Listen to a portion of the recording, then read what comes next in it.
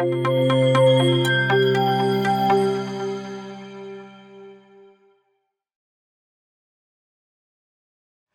excited to jump right into the next session. We have another amazing group to lead us through a conversation that's carrying over from yesterday as well. We do have a panelist who's running late from the airport, but also want to make sure David Wade, you can come on up right here, David, and also welcome our panelists to the stage, and Raiford Smith. If you see him and once he gets in here, you can have him come up as well. But first, I'd like to invite the panel up stage. David, come up. And then Janie and Josh. How you doing? You're good right there. Yeah, there's one there. Sorry about that.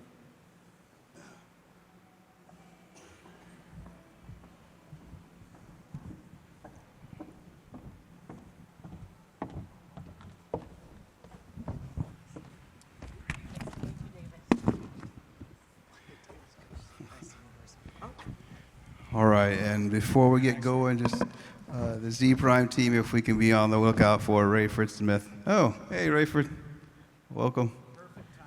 Perfect timing. So let's jump right in. We have a group that's doing the real work, solving big problems, and I think you're going to hear some surprises today that's really exciting, listening to these industry experts see the things they're working on in real time in our industry. So I want to first start off here with David Wade. Just to give him a little bit of background and one or two things you really want to make sure the audience knows about today. David? Yeah, I'm with EPB in Chattanooga. We're a municipal utility serving energy and communications to the greater Chattanooga area, I guess. And Janie? Is it good morning or good afternoon? But hello, everyone. Let's look alive. Let's look alive. We're almost there for lunch. So again, my name is Janie Gonzalez. I'm currently a CPS Energy Trustee, and I also spearhead two companies. One is a startup called Quantum Realm Computing, and then the other one is Webhead, where I've been the CEO of that technology company for 30 years. So I'm really someone who's really deeply engaged in the intersection of governance, policy, and technology. So I'm looking forward with my colleagues here to discuss a little bit more about AI and quantum computing, and what does that mean, and how to reimagine the grid for today and tomorrow. Looking forward to the dialogue. And Josh? Hey, Josh Keeling. I'm the Chief Commercial Officer at UtilityAPI. We're a company that has been around for about 11 years. We're one of those weird companies that sort of lives between third parties and utilities, so competitive businesses and utilities, doing data exchange between the two, and really excited for this conversation, sort of straddles both of those sides. So really appreciate the time. And good morning, everyone. Raiford Smith here. I see I'm continuing to live down to my nickname of Lateford. So it's good to be here. Sorry, my flight was very delayed this morning, but I'm glad to be here in San Antonio, the best city ever. I used to work here for CPS Energy. It was an amazing time here living in San Antonio. I'm currently the principal of Avalon Energy Consulting. I advise utilities and hyperscalers in their attempts to figure out how to do matchmaking between the two of them.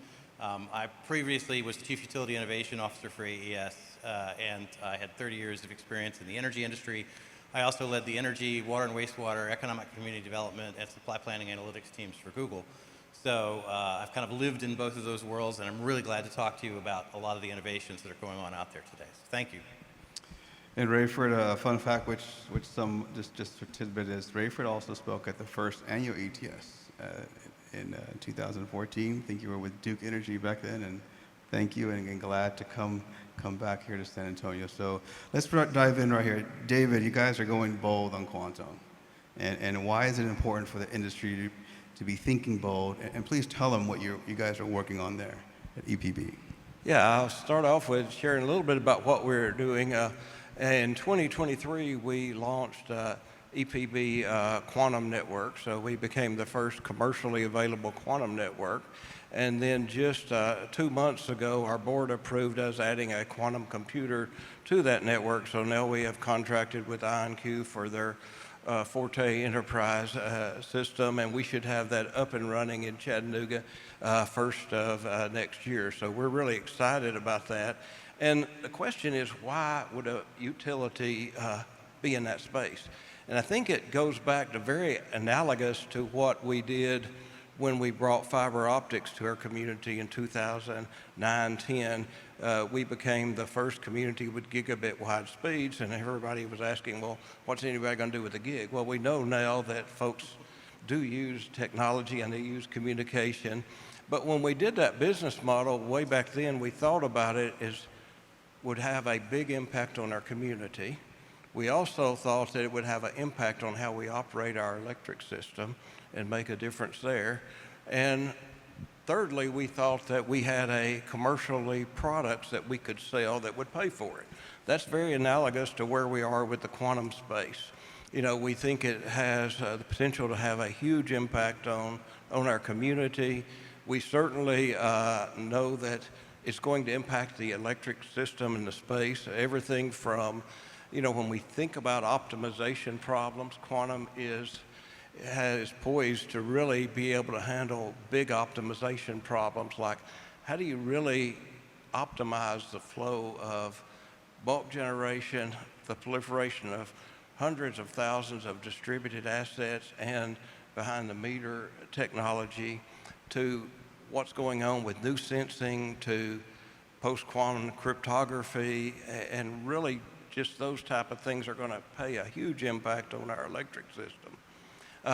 And the other thing that affects our electric system and our whole organization is attracting talent to our community. You know, when we can have forward-leading technology, we can attract talent that we wouldn't otherwise attract to our company and our community. Just recently, we posted a job for our first quantum physicist, which is kind of unusual for a municipal utility. But instead of having just a small number of folks apply, we had 30 or so really top-tier applicants want to come work at our community. And so that excites our folks about pushing the bar forward. So we think that's it, along with being able to sell the output of this scarce resource to pay for itself. And Raiford, you mentioned that you've set on all those sides of that flywheel that keeps continuing there.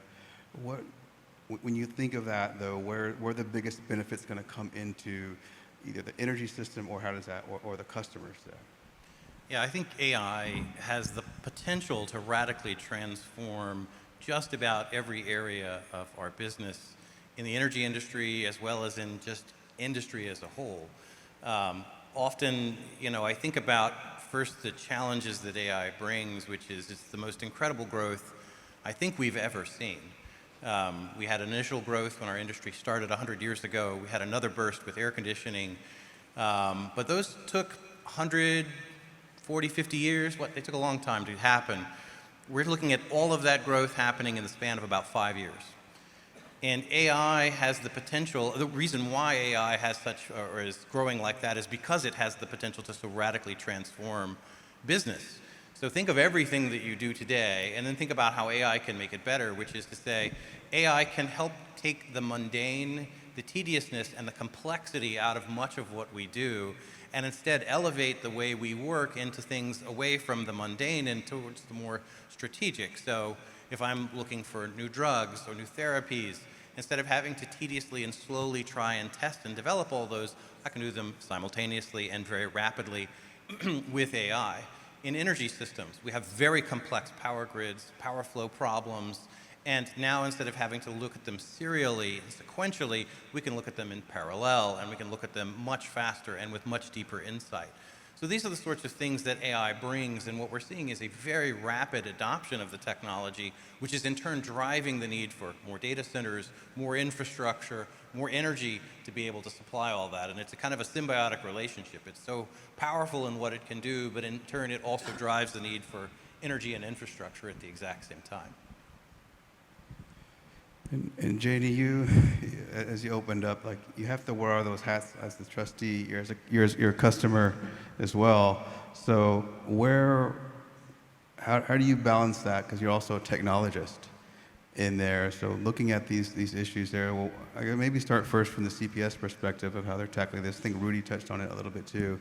Well, I mean, first of all, I was grateful that Rudy, just like I think Evan is here, one, as a trustee, they were open to a trustee providing leadership in that area. Not everyone is open to a trustee because, again, there's rules of engagement. But from day one, I've always used, one, I started a company 30 years ago, and it really wasn't about the technology itself. It was about how we could transform communities. And so as a trustee, I see technology as that kind of, tool. It can solve problems. It is people who make things complicated, not necessarily what we can do with AI or quantum computing. So for me, it was just easy. It was just really easy to say, hey, our future needs to weave in there how are we going to transform our communities and really drive equitable decision making.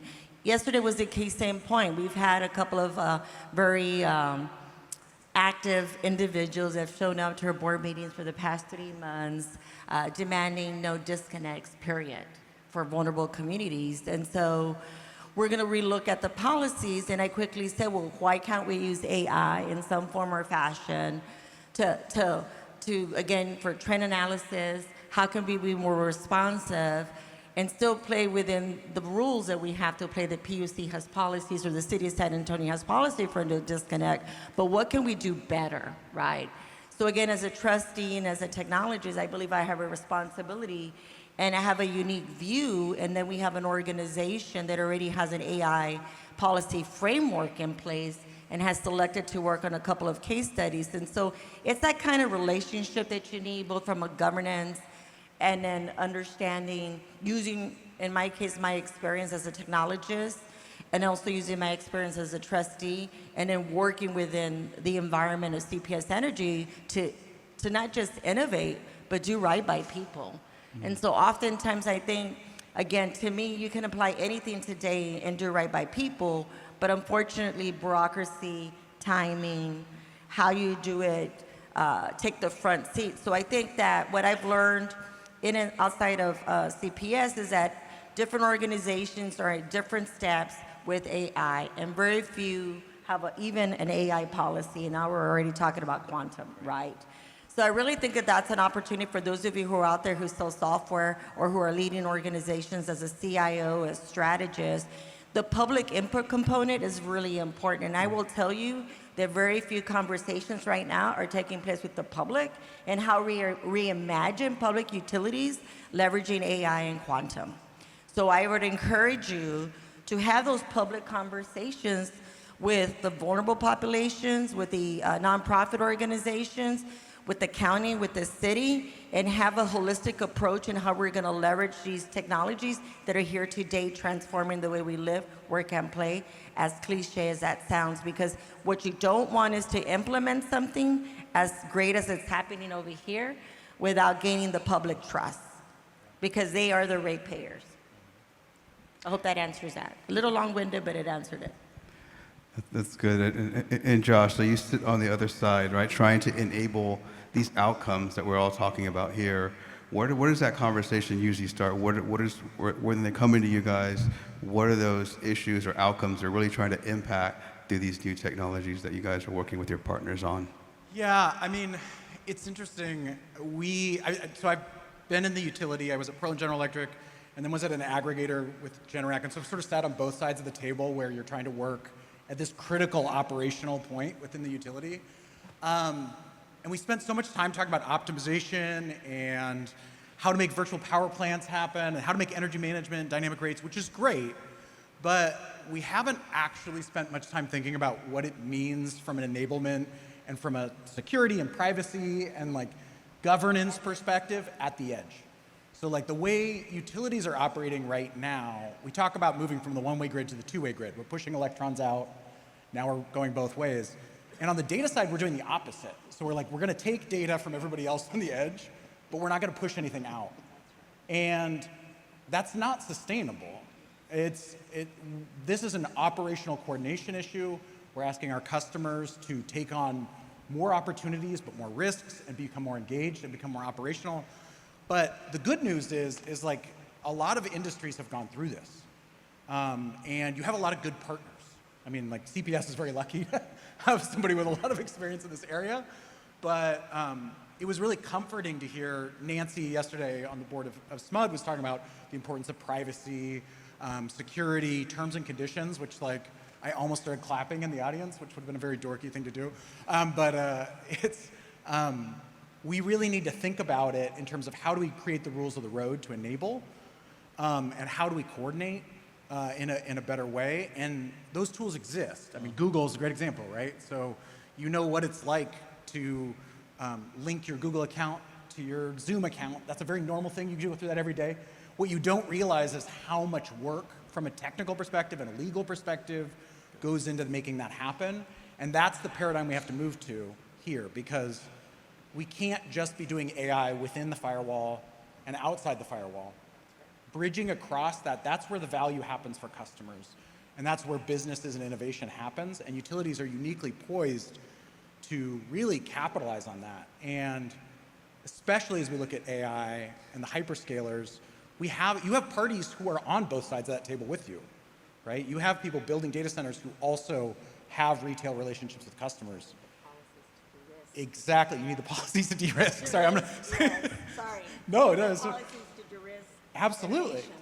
Yeah, and so I would really encourage utilities to sort of lean in and to look at like your peers in areas like banking and healthcare who have really gone through this already. Raiford, I see you shaking your head and smiling and laughing a little bit, so. All right, yeah, so people may not realize this, but San Antonio is actually the home of the first public demonstration of distributed intelligence at the grid edge, at Distributech years ago. We have done a considerable amount of work about trying to unlock and enable the grid, and I agree completely with both of you that I think there's a ton of work that still needs to be done, but the technology exists. Absolutely. It's not a technology problem. It's a problem of change management. It's a problem of understanding. Case in point, the first time we built distributed intelligence for the grid, we were doing a volt-var optimization program that basically said, well, if the voltage gets too high or too low, adjust the capacitor to account for that. What we didn't realize is that it was working so fast that the capacitor was only designed to switch on or off maybe a few times a day, and yet we could do it hundreds of times a second because we could make it pinpoint precise. And so I melted a few capacitors. That got the CEO to give me a few funny looks. But the point is that we could make the grid operate in ways that people just couldn't imagine that it could do. But the technology's there. The capabilities are there for OpenDSS, for OpenFMB, these sorts of things that can enable and unlock that. But what we're seeing is a revolution of technology that then in turn drives a revolution of change within the industry that we have to adopt to. AI, edge intelligence, all of these capabilities, quantum computing, they're amazing tools. What we don't have are the processes, the people, and the skills yet to really harness them like we should, but it's there, and we should really be striving to do that right now. You bring up a good point that I think David going to come back to you on, and which actually I think as a conference, hopefully we can bring this out more, is that workforce development piece, developing those training, and you touched on that as a key factor. Is there any parallels that you learned on upskilling that workforce from the build out of the fiber network to maybe how you guys can replicate in building out that quantum piece? Yeah, I think there are a lot of parallels in the two. When we, and the fiber positioned us in a very odd position because it put us in a different communication with our customers too. It created us having to address, some of those privacy issues because now we're exchanging data more than just electrons with our customers. And it created us as an organization having to think about things broader than just delivering an electron. So it really did push our organization to think broader, to think more deliberate interactions with customers. And, I want to kind of play on one of the comments made earlier, though, about the two-way communications. One of the things that I've been noticing lately and watching is a little company called Ting that most of you probably are familiar with. And one of the things they're doing is they're being funded by the home insurance industry. Yep. But they are telling our customers more about the electric and the internet business than we may have told them, right? Because they're taking all the data they have, they're aggregating it quicker and faster than we as an industry are. And so we've got to figure out how do we deal with those challenges where others are doing things that we really should be doing faster and having more of those open communications than they are. Well, I know he's going to give you the, sorry, I got my own mic, but thank you. If I could just kind of pivot on that, and it is true, we recently built an AI agent, and we demoed it for a client, and they were like, well, where did you get that information? And it was like, well, it's public information, right? Yeah. But my point is that it goes back to what he's saying. Nowadays, people are using public-ready information, and we use the term weaponized in military. In many ways, it's de-weaponized, but it is being weaponized in a sense. Maybe not for ill intent, but that information is already being aggregated and weaponized and being put in front of customers even before you do. I think one of the most frustrating things I run into as someone who lives actually down the street in the lowest, highest poverty area, which is around here, which is 78207, is when we say empower people with technology, and the first response is, well, they're poor. They don't know how to use it, or they may not have access to it. And I always get really upset with that statement because I'm thinking, who do you think is using technology in the gig economy today? Who do you think is driving TikTok sales? I mean, it's so, for us to think that just because you may not have consistent access because you had to prioritize your bills, doesn't mean you don't have access to the internet and you're not getting information and making consumer decisions every day. We gotta jump ahead of it because that information in the many shapes or form is being weaponized against us. When someone shows up to a board meeting and says, well, I used GPT chat and it told me X, Y, and Z, and you're there as a trustee and you're like, as an organization, it's being used. So we need to do a better job of getting ahead of it to make sure that the information that is being pushed out is correct. Information is already weaponized, and so how do we, that term, de-weaponize what's already being used out there for us? And so I'm glad you brought out that point, and I'm sorry for, taking the conversation somewhere else. Oh, I couldn't agree more, though. I think it's really interesting. I think there's a notion that has existed for a while, and now it's just definitely being proven wrong, that you can just stop what's happening. You're just like, I'm just gonna not let people do this, and then it's gonna be fine. And it's like, no, they're gonna work around you, and you're not gonna like how it looks. That's right. And it seems counterintuitive sometimes when it's scary, but it's like the best thing you can do is lean in and take a seat at the table and be a good partner. And like we used to obsess over like ease of doing business with as a utility, right? Like that's what you're like, I want to be easy to doing business with doing business. This is what's true for AI. You can either let somebody just copy and paste their bill into ChatGPT, or you can be at the table and you will know what's happening, and you will have a view, and when things go sideways, you'll know. And if your customer's like, I'm getting spammed about something about my bill, you can help them solve that problem. And to your point on low income, it's like some of the greatest innovation happens in those areas. Like we see on the third party side, I think people think it's like, oh, it's just solar and like rich people. It's like, we're talking to like banks, like low income lenders are like one of the biggest growing categories in energy data because they know that the way they pay their bills is a great example of how to like underwrite their credit and find new innovative solutions to get them access to capital. So there's tremendous opportunity for utilities. And people want, like, the community on the outside is like hungry for utilities to come to the table. Yeah, sorry, I have to add. I'm a poor kid from South Georgia. I went to school on scholarship, but not because I had money. Because I was bored. Happened to be good at math, and so I got a computer science degree and have been in technology ever since. San Antonio happens to be also one of the other homes of the first rooftop leasing programs for solar for low to moderate income. I'm particularly proud of that accomplishment here. San Antonio is actually the home to a lot of innovation, and anybody that says that low to moderate income customers are not a source of innovation doesn't understand low to moderate income customers at all. But there's just so much potential out there. I think it's really incumbent upon us in the industry to really figure out how to make that work best for customers and to not be satisfied with the status quo. I'm so pleased to see that EPB is doing things like getting a quantum computing and trying to push the boundaries and trying to hire new staff in ways and to really tackle some tough problems that are hard to do. And your continued leadership here in San Antonio with CPS Energy, and obviously your leadership. I mean, I look at all of this coming together and going, wow, we have such potential.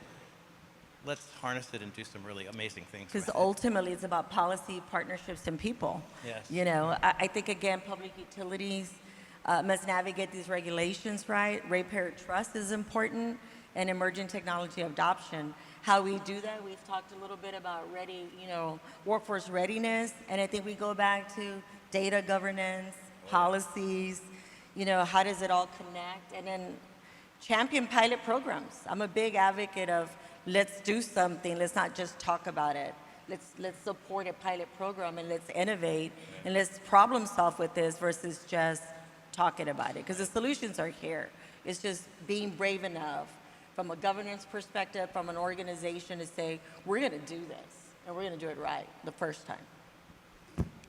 Oh, go ahead, Josh, but I did want to invite us to, if we have any questions, you can step up to the mic, and Josh, go ahead. Yeah, Janie, I think on that also, building coalitions for utilities, like one of the nice things about being at a utility is you don't compete with each other. So like, usually, sometimes for the industrial customers, but in general, like you can collaborate and it makes it easier for all parties. So like building these coalitions like we've seen just recently with EPRI has the Open Power AI consortium that they're doing. And I think it's a great example of like, you have shared benefit here and you can share learnings, but also it helps when you have these big counterparties like a Google or a Microsoft or whoever to have the utility industry working together to work through some of these problems. So I think that's a great opportunity as well. Yeah, I also would say even what we can learn from working with folks outside the industry, Yes. not just those that are right adjacent, but one of the interesting things that's just started to happen in the last few weeks for us is we're having conversations with the entertainment space about how they're going to use quantum technology. And when they started talking about, some of their needs on faster synchronization, and with the quantum technology, we have the ability to be down to the picosecond synchronization, it caused us to start asking, well, how will that affect us in a world of IBRs all over the place and these proliferation when we can synchronize at a much greater speed than we used to be able to? So even learning from thoughts in other industries can cause us to think and to push us further, even industries we don't think relate at all to us, like the entertainment space. They're going to be doing fake drones. That's why. So I worked at Google X for a while. I ran product and UX for Tapestry, which was our attempt to figure out how to solve planning problems for the grid. And every time I'd go out and eat in the cafeteria, some Waymo driverless car would drive literally right by me between our parking decks doing various things. And we'd have robots and other things that would, stumble around the elevators and do all sorts of crazy things. It was a really fascinating place. But do you know where the idea for edge capabilities came for utilities? It came from those driverless cars. Yeah. Because they have to have a set of onboard capabilities and IoT technologies to help them communicate and use their sensors and local intelligence with bigger strategies that they're downloading from the mothership. But it has to work together. And we just borrowed that tech and said, well, what if we did it for the power grid? And that's the idea for a lot of these things. I agree, it comes from other industries. It's not necessarily a technology problem. We don't have to invent fire or the wheel or something monumental. Probably it's already there. We just have to tailor it for our needs. And that's the really amazing thing, is that it's actually an easier hurdle to overcome than coming up with it for the first time. Yeah, so let's see if you had any audience questions here. Someone can step up to the mic. One thing I wanted to say on the convergence, like what Tapestry is doing and what you're talking about, David, is I think one of the tricky things, if you look at how utilities have operated historically, is that we sort of like, there's operations, which is like grid, power operations, and then there's customer. And I worked in distribution and in customer at a utility, and I will tell you, I got taken a lot more seriously when I was in distribution than when I was in customer, sadly, because customer engagement was like customer service. It was a nice to have. It was sort of a fluffy thing. But when we get to like what David is trying to do at EPB and what Google is trying to enable, what CPS has done with its virtual power plants, we are making customers operational assets. And when you do that, the infrastructure that enables those customers needs to be treated with the gravity of an operational system. It is not a nice to have. It is not a like nice and fluffy thing. When you procure those assets and that infrastructure, you treat it like an EMS or an ADMS. It is, I've been on an ADMS RFP and I've been on a VPP one. They were very different. One took years and had whole teams of consultants, and one we just did, sort of in the back room. And we need to take that gravity, both from a governance perspective, from an investment perspective, not because it's a scary thing, but because it's an important thing. You could have a question. Hi, Mike Hemmingson, CPS Energy. So you mentioned that a lot of our poor communities, they're not, I'm sorry, you can't hear. I can't. oh. So you mentioned that a lot of our poor communities, they're not always heard, and that a lot of times they're underestimated, right? And sometimes we can kind of dismiss what they have to say. They do a lot of research and all of that. Have we tried from your experience, tapping them, like bringing youth in to look at some of our problems, see what they can come up with, because they're extremely inventive. Yeah. They have to solve problems looking through different lenses. What do I have? What can I come up with? I just have what I have. I can only invent from this. And they come at it from a very different lens. Do you have that in anything that you've worked with? I can't speak for CPS. CPS has a community input advisory group, and then depending again for different initiatives or concerns or any particular rollout, we have town hall meetings. But I do think that's an excellent way to problem solve. I actually was going to suggest it. You're here the first ones to know first. I probably will probably say no. But I was actually going to suggest that for, again, the concerned citizens that keep showing up to our meeting talking about no disconnects, right?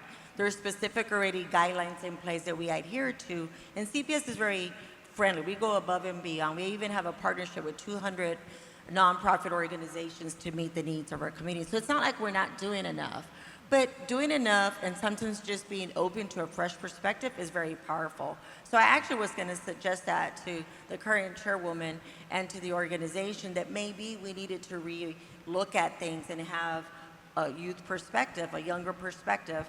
Because the people that show up at our meetings typically are either going to be a senior citizen or they're going to be a Gen Z or a millennial, right?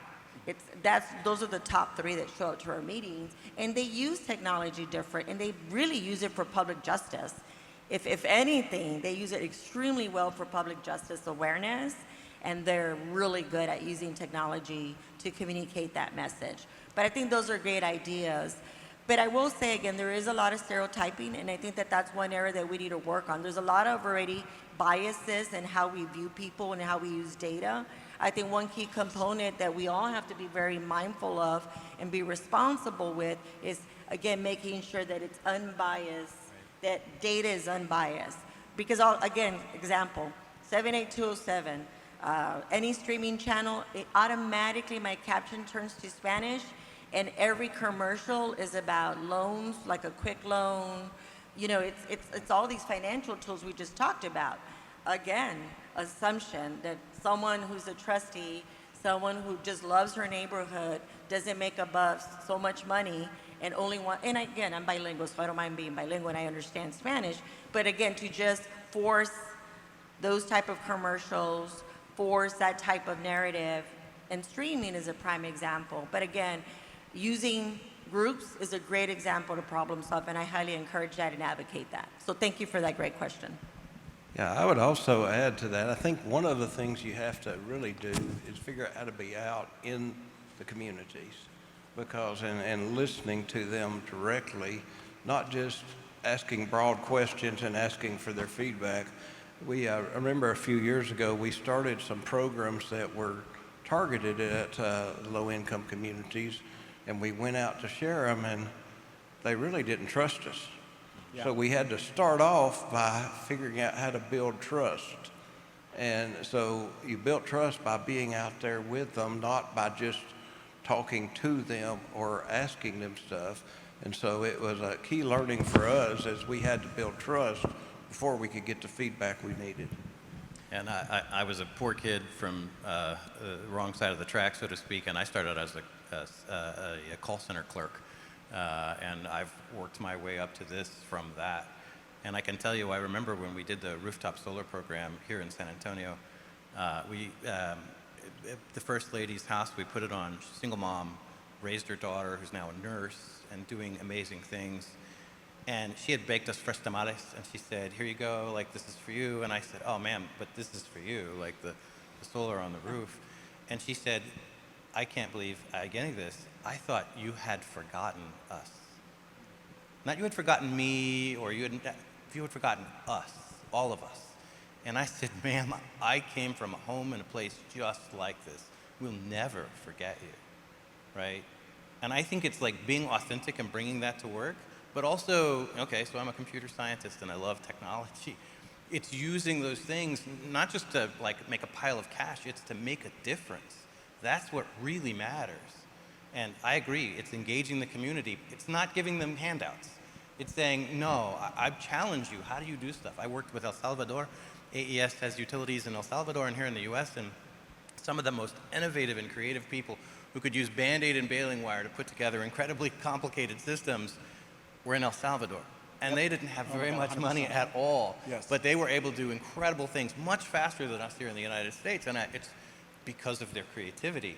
It's amazing that what that does is it gives you creativity to figure out solutions. And that's what we need to be tapping into. Absolutely. I mean, I did a lot of work in the developing nations, and that is some of the best DERs that you will ever see are in developing countries because of just necessity, because of poor reliability, because of costs, because of concerns, and you can learn so much from those communities. And I think one thing that's important to keep in mind as we look at like enabling those communities is don't assume you know the answer.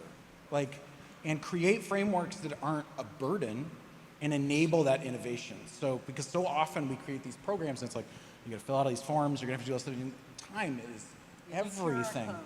Yeah, it's like make it easy and make it outcome-based and leave space for creativity and innovation, both in those communities and the organizations in those communities that can do so much on the ground. Hello, H.G. Chisel. Just to follow up on this conversation, I'm curious, imagine you were a task force and you have the responsibility of delivering the greatest community realized benefit from quantum, grid with AI, and virtual power plants. And you had to deliver that maximum community realized benefit in 24 months. Where would you start to look first over the next 90 days? You want to take a stab at it? You first. Well, I shouldn't be the first one to talk, but my mind works like shit. I mean, if I was in charge of a task force and say, first of all, I would do an immediate technology assets. Like, what do we have? What are the solutions already that exist, right? And then I would start with, again, what is the goal and objective? I would clearly define that and then develop user personas, right? It sounds really silly, but it's basic UX, UI principles. You already know the systems exist in some shape or form. I'm not one that believes in reinventing the wheel. I'm one that will look at what's already working. What do we need to tweak? What do we need to sustain? What do we need to tweak? And then maybe what is it that we need to develop faster to meet those needs? And then prioritizing, once I get a really good feel about what are the priorities for that community. Is it quality of life? Is it equity? Is it making more than $8 an hour? I mean, what are the priorities of that community? Then apply the right environment, because we also know not everybody gets to the finish line at the same time. So having a framework that takes that into consideration, that everyone will need a different environment potentially to thrive within that ecosystem of that environment that we want to create for that individual. And that would just be very high level fairly quickly for me. Yeah, and then I think the first thing I usually go look at is what does everybody firmly believe is? Because that's usually the thing we're going to go upset.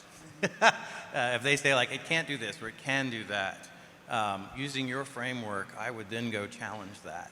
I remember when we were doing the rooftop solar here in San Antonio, and when we were talking about it the first time, they were like, we could never make the economics work. And I'm like, oh, that's what we're going to go focus in on.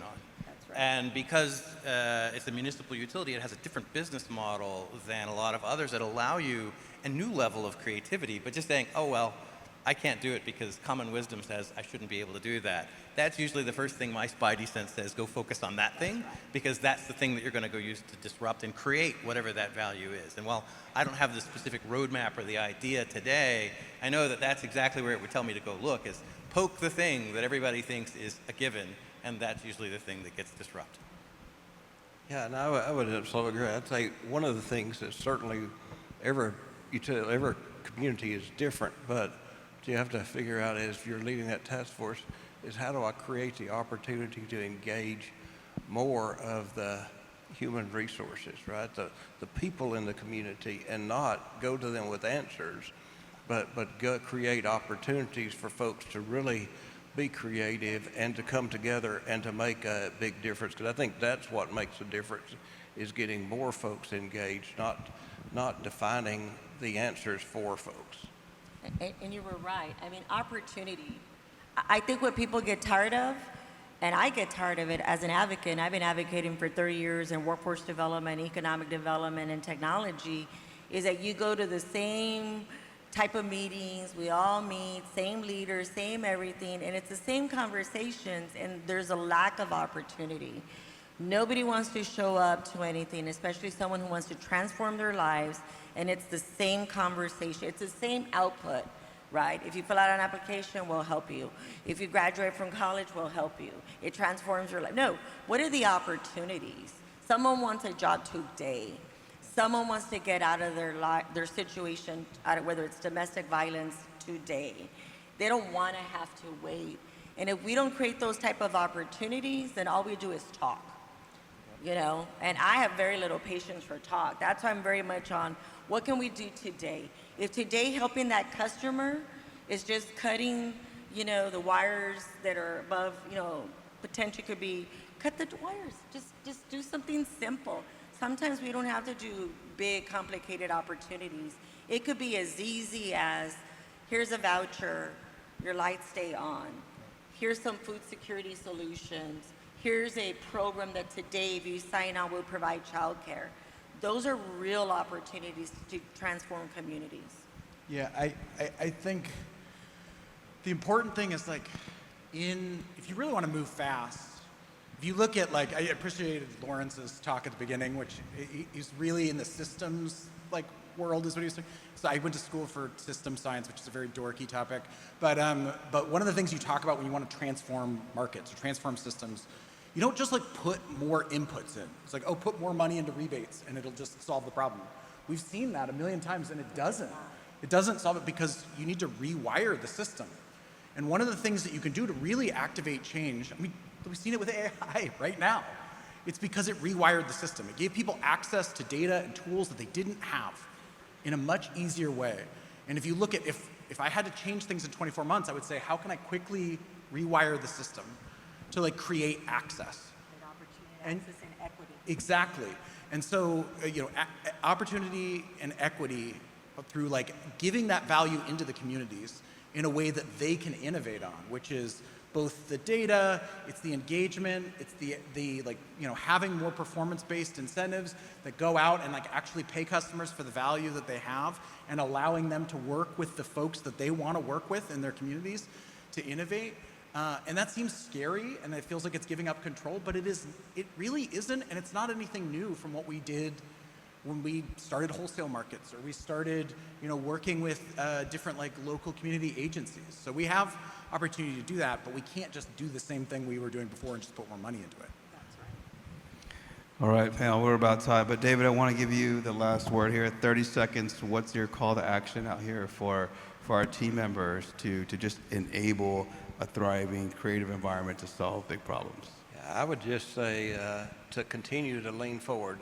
This conference is always filled with individuals and companies that are leaning forward, that are pushing the boundaries, and I think that as the point in time we are today with this disruption that's taking place across multiple industries, but particularly the energy space, leaning forward, being bold, and being able to disrupt the status quo is what my takeaway would be. Fantastic. Raiford, Janie, David, Josh, thank you all for joining us. Thank you. Thank you so very much. much. Thank you very Great much. panel. Thank you.